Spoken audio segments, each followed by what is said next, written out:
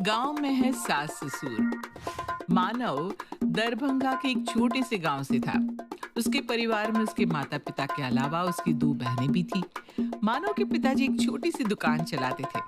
दुकान से जो भी आय होती उसी से उनके घर का खर्च चला करता था। बड़ी कठिनाइयों से मानव ने अपनी ग्रेजुएशन तक की पढ़ाई पूरी की और उसके बाद वो प्रशासनिक सेवा की तैयारी करने लगा। 3 सालों तक दिन और रात की अथक मेहनत के बाद आखिर में मानव का चयन इनकम टैक्स ऑफिसर के लिए हो जाता है। मानव का एक बड़ी शासनिक सेवा में चयन हो जाने के बाद पूरे परिवार में बहुत ही खुशी का माहौल था। कुछ ही दिनों में मानव को दरभंगा से दूर दूसरे स्टेट में ट्रेनिंग के लिए जाना पड़ा।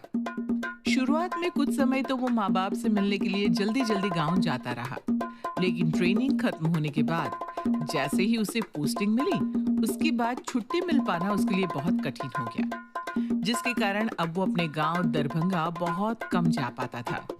मानव बेटा, काफी समय हो गया तुझे गांव आए हुए। कब आएगा बेटा? माँ, पोस्टिंग मिल गई है, अब लंबी छुट्टी ले पाना बहुत मुश्किल हो गया है। आप एक काम करिए ना, आप और बाबूजी भी आकर यहीं मेरे साथ रहिए। इतना बड़ा बंगला मिला है मुझे सरकार से, आखिर किस काम आएगा। नहीं बेटा, हम अपना घर छोड़कर कहीं नहीं जा पाएंगे। कोशिश करो, 2-4 दिन की छुट्टी तो सभी को मिल जाती है। ऐसा तो नहीं होता बेटा कि नौकरी लग गई तो किसी को छुट्टी ही ना मिले। अरे माँ, आप कैसी बात करते हो? अगर आना संभव होता तो क्या मैं नहीं आता? मैं कोशिश कर रहा हूँ, छुट्टी मिल जाएगी तो मैं जरूर आ जाऊंगा।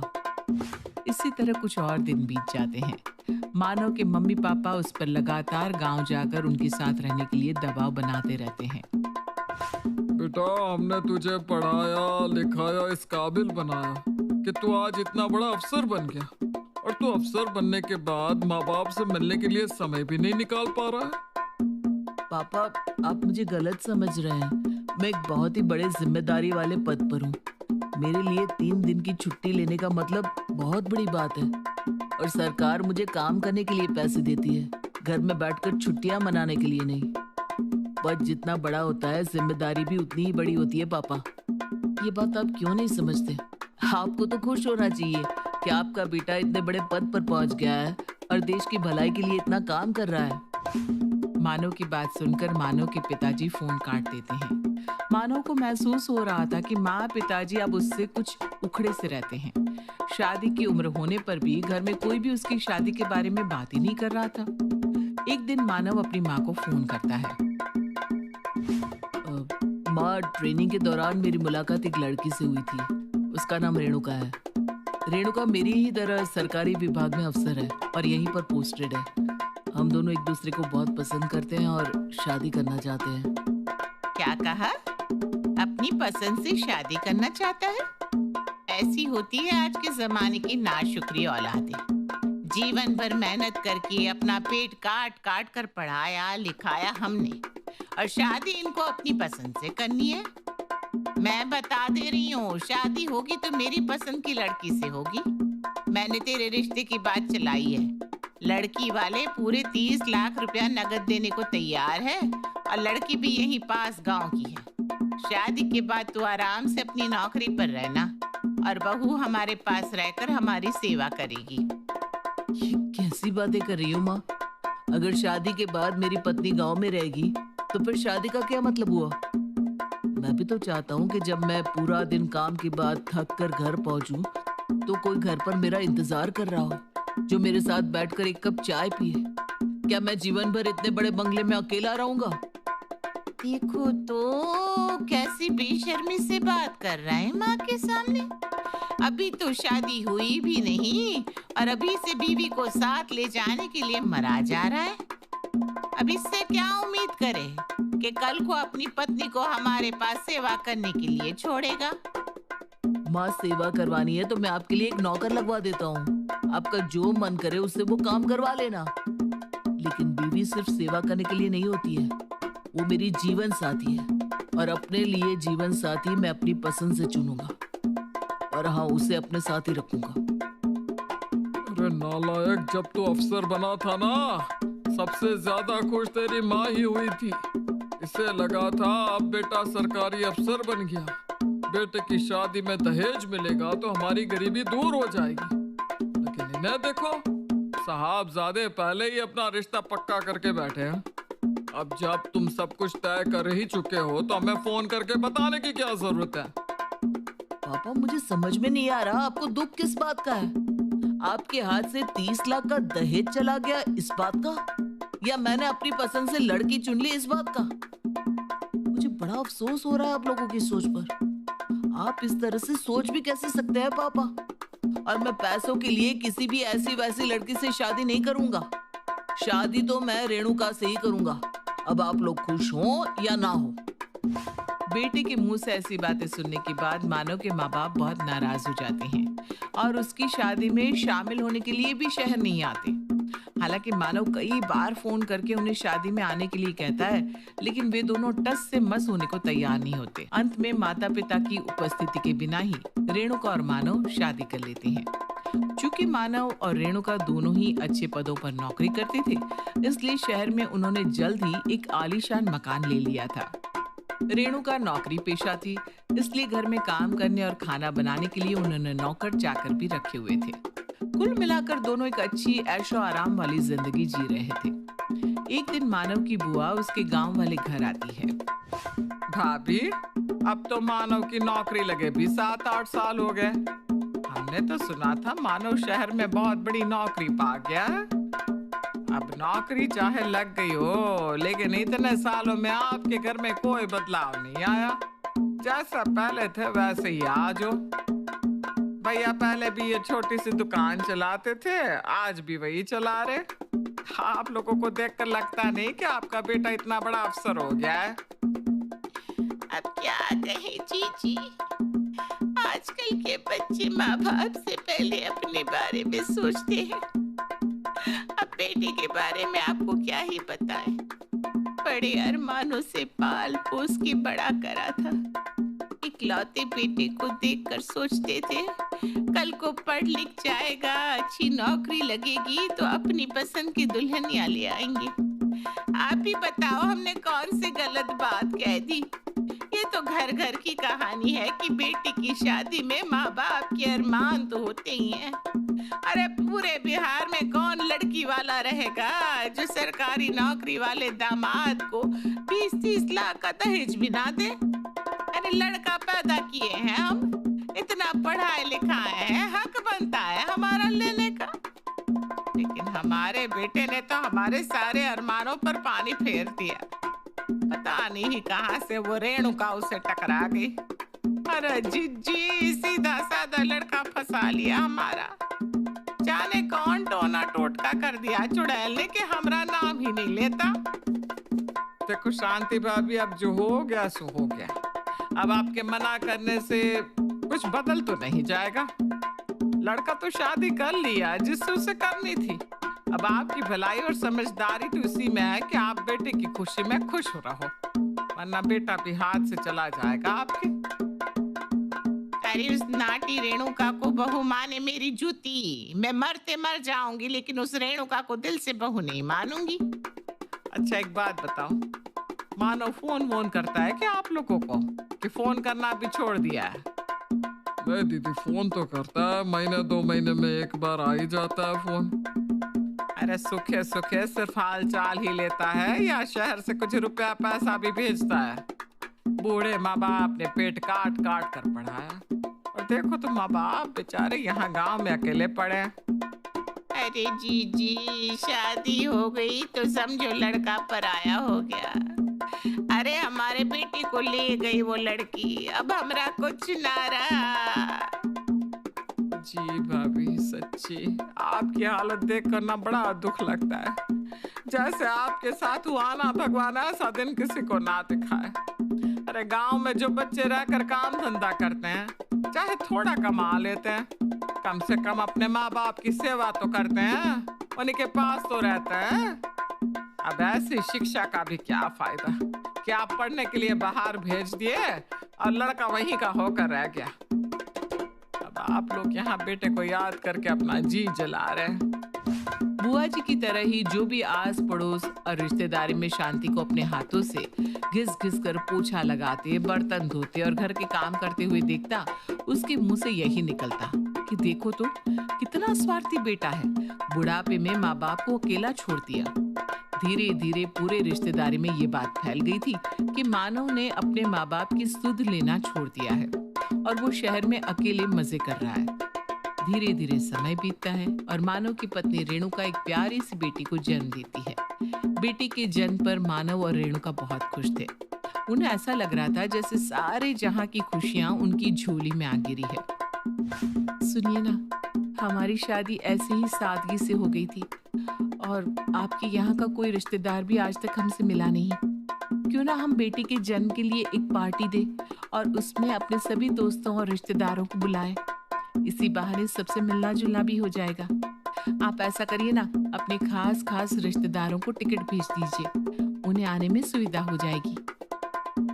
सुझाव तो तुम्हारा बहुत अच्छा है रेणुका, तुम ठीक कहती हो। मैं भी लंबे समय से किसी से नहीं मिला हूँ। ऐसा करता हूँ, कार्ड छपा लेता हूँ और गांव में सभी रिश्तेदारों के यहाँ टिकट के साथ पोस्ट कर देता हूँ। लेकिन माँ बाबूजी आएंगे क्या? देखो रेणुका, मैं अपनी तरफ से एक बार और कोशिश करूंगा, बाकी जबरदस्ती तो मैं कर नहीं सकता। उनकी नाराजगी दूर करने का मेरे पास कोई तरीका नहीं है। ठीक है, मैं बस यही चाहता हूँ कि वो खुश रहे। अगर गांव में रहकर ही वो खुश है तो यही सही। जल्दी ही मानव बेटी की पार्टी के लिए कार्ड छपवा लेता है और अपने सभी दोस्तों और रिश्तेदारों में बांट देता है। कार्ड आया देख सभी रिश्तेदार बहुत खुश होते हैं और तय समय और दिन पर मनोज के यहाँ आने की तैयारी करने लगते हैं। एक दिन मानव की मामी उसकी माँ से मिलने जाती है। अरे जीजी, मनोज के यहाँ से कार्ड आया है, शहर में पार्टी दे रहा है, सबको टिकट देकर बुलाया है। भाई अब तो जाना ही पड़ेगा। आप लोग कब जा रहे हैं? हाँ जाएंगे ना, जरा इनकी दुकान का कुछ सामान आना था, इसलिए हम लोग भी पार्टी वाले दिन ही पहुंचेंगे। जी बुरा मत मानना, लेकिन आपको इस छोटे से घर में इतना कठिन जीवन जीते हुए देख कर ना हमें बड़ी तकलीफ होती है। पता ही आजकल के जमाने में ऐसा कौन है जो हाथ से कपड़े धो रहा है। आप इस उम्र में पूरे घर में खुद झाड़ू पोछा लगाती है, बर्तन धोती है, खाना बनाती है। आपकी सुध लेने वाला तो कोई भी नहीं है। कई बार तो मन में आता है कि आपकी ऐसी हालत इसीलिए है क्योंकि मानव आप लोगों को छोड़कर शहर चला गया। अगर वो भी हमारे बच्चों की तरह गांव में रहता और अपने पापा की दुकान संभालता तो आज कम से कम घर के काम करने को बहू तो होती है आपके पास। बस भाभी, अपनी अपनी किस्मत है, सब अपनी किस्मत का भोग रहे हैं। हमारी किस्मत में यही सब लिखा है तो हम इसी तरह अपनी जिंदगी काट लेंगे। हम तो बस यही चाहते हैं कि बेटा बहू जहाँ रहे खुश रहे, अपने घर परिवार में आबाद रहे। अब माँ बाप इससे ज्यादा और क्या चाह सकते हैं अपनी औलाद के लिए। अरे जी बहुत बड़ा दिल है आपका। इतना सब कुछ किया आपके बेटा बहू ने आपके साथ, फिर भी आप उनके लिए आशीर्वाद ही निकाल रही हैं अपने मुंह से। चलिए भगवान आपके बेटे को सद्बुद्धि दे, हम चलते हैं। अब मानव की यहाँ ही मुलाकात होगी। मामी के जाने के बाद उस नकचड़ी रेणुका के यहाँ जाने का मेरा बिल्कुल भी मन नहीं था, लेकिन क्या करें, दुनियादारी भी तो निभानी पड़ती है। अगर पोती के जन्म पर नहीं पहुंचेंगे तो भी दुनिया हमें ही ताने मारेंगी। इसलिए हम लोग पार्टी के दिन ही चलते हैं, एक दिन के बाद हम लौट आएंगे। पार्टी वाले दिन गांव के सभी रिश्तेदार मानव के यहाँ पहुंच चुके थे। मानव के घर पहुंचे सभी लोग देखते हैं कि मानव का रहन सहन तो बहुत अच्छा है। उसके पास गाड़ी है, नौकर चाकर है और सुंदर आलीशान मकान भी है। बेटा मानव, तुम्हारे यहाँ पार्टी में आकर सच में बहुत अच्छा लगा। तुमने तो बहुत अच्छा अरेंजमेंट किया है। तुम्हारा मकान, गाड़ी सब कुछ देखकर ना बड़ी खुशी हुई। लेकिन बेटा एक बात है हमारे मन में, अगर तुम बुरा न मानो तो कहे। अरे कहिए ना मौसी जी, क्या बात है, आप तो मेरी माँ की तरह हैं। बेटा माँ बाप के साथ मन मुटाव अपनी जगह होता है, लेकिन उन्हें उनके हाल पर छोड़ देना तो गलत है ना। अब कहना क्या चाह रही है मौसी जी, मैं कुछ समझा नहीं। बेटा तुम्हारा घर मकान और नौकर चाकर देखकर तो यही लगता है कि ईश्वर की कृपा से तुम्हारे पास रुपए पैसों की कोई कमी नहीं है। बहू की भी अच्छी नौकरी है, पर तुम अपने माँ बाप की मदद क्यों नहीं करते? मौसी जी, आपसे किसने कहा कि मैं मम्मी पापा की मदद नहीं करता? मैं तो हर महीने उन्हें पैसे भेजता हूँ ताकि वे लोग भी गांव में सुकून से रह सकें। बेटा इतना बड़ा मकान है तुम्हारा कि अपने माँ बाप के लिए एक कमरा नहीं रख सकते?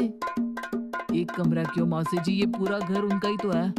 मैं तो माँ पापा से विनती कर करके थक गया हूँ कि आप लोग भी हमारे साथ यहाँ शहर में ही रहिए, लेकिन पता नहीं माँ पापा को वहाँ गांव में क्या मजा आता है।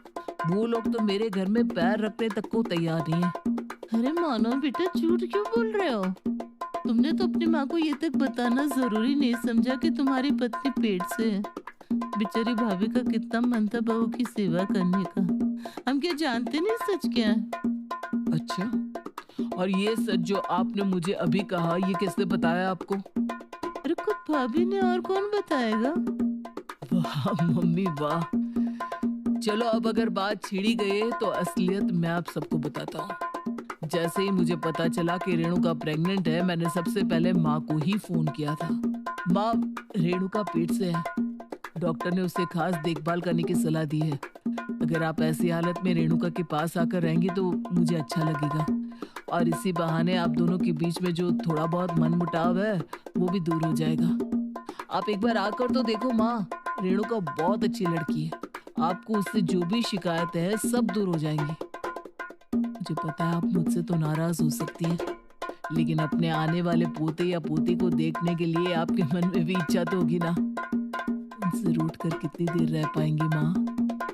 देखो बेटा, जैसे हमारे बिना अकेले में शादी कर लिए थे ना, वैसे ही बच्चा भी तुम संभाल ही लोगे। हम तो शहर नहीं आ पाएंगे, यहाँ पर बहुत से काम है। हम वहाँ जाएंगे तो यहाँ के काम कौन देखेगा? अच्छा ठीक है माँ, आप मत आओ, लेकिन माँ से आशीर्वाद तो दे ही सकती हो ना। माँ का आशीर्वाद मिले ऐसा कौन सा काम किया है तूने आज तक? है? अगर आशीर्वाद चाहिए था तो माँ के मन का काम भी करना चाहिए था। माँ की जरूरत ही क्या है तुझे? बीवी तो है ही तेरे पास। अब आप ही बताइए बुआ जी, इसमें मेरी क्या गलती है? मैंने तो हमेशा अपनी तरफ से पहल करने की कोशिश की है, लेकिन मेरे माँ बाप किसी भी तरह से खुश ही नहीं होते। अच्छा ठीक है, जीजी तुम्हारे साथ आकर नहीं रहना चाहती तो ना सही, कम से कम उनके लिए एक वॉशिंग मशीन और गैस सिलेंडर तो दिलवा ही सकते हो। अब गांव में तुम्हारे माँ बाप कैसी हालत में जी रहे, ये तो तुमसे छिपाना ही होगा, है ना? और अपने दिल पर हाथ रखकर बताओ, आखिरी बार कब आए थे तुम गांव? चूल्हा फूंक फूंक कर देखो कैसी हालत हो गई है बेचारी की। आप लोग क्या बात कर रहे हैं? मकान बनवाने के नाम पर मैंने खुद पापा को 5 लाख रुपए भिजवाए हैं, और रही बात सामान की, तो वो तो मैं नौकरी लगने के कुछ दिन बाद ही खरीद कर दिया था। लेकिन माँ को वॉशिंग मशीन के धुले कपड़े पसंद नहीं आते, मिक्सी का पिसा मसाला पसंद नहीं, काम वाली का किया काम पसंद नहीं। अब इन सब बातों पर तो मेरा जोर नहीं है ना। और मैं मानता हूँ गांव गए मुझे बरसों बीत गए, क्योंकि हम माँ के हिसाब से एडजस्ट नहीं हो पाते हैं। शादी के बाद मैं रेणुका को लेकर गांव गया था। रेणुका बहू, हमारे यहाँ मसाले पीसकर खाना बनता है, इसलिए पहले तुम सारे मसाले सिलबट्टे पर पीस लो। मम्मी के कहने पर रेणुका सिलबट्टे पर मसाला पीस रही थी।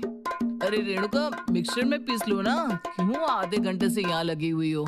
और तुम्हें तो ये सब आता भी नहीं है। मुझे नहीं खाने मिक्सी के पीसे मसालों की सब्जी, और ज्यादा लुगाई को ना लाड दिखाने की जरूरत ना है।